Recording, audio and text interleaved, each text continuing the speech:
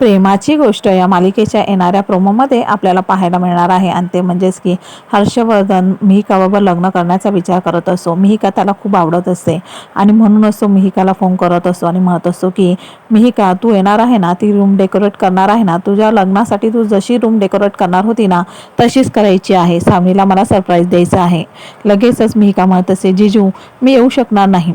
हर्षवर्धन म्हणत असतो की मला सगळं माहिती आहे, मुक्ताने तुला सांगितलं असेल ना त्याच्यापासून दूर राहा म्हणून, परंतु मिहिका काहीच सांगत नसे.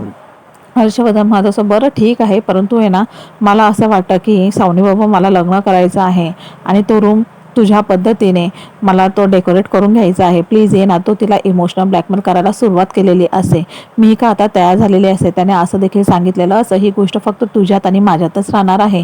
मिहिका आता तेथे तयार झालेली असते आणि ती तेथे आलेली देखील असते. हर्षवर्धनने त्या रिसॉर्टचा ॲड्रेस देखील पाठवलेला असतो आणि नेमकं त्याच हॉटेलमध्ये इथे नताशाने सागरला आणि मुक्ताला देखील बोलवलेलं असं.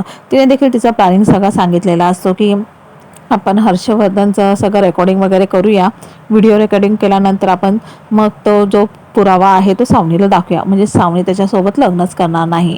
आणि अशा पद्धतीने ज्या वेळेला सागर आणि मुक्ता हॉटेलमध्ये येतात, रूम खोलतात, तर त्यांनी एक वेगळंच दृश्य तिथे पाहिलेलं असतं आणि त्यामुळे मुक्ता पूर्णपणे हादरून गेलेली असते.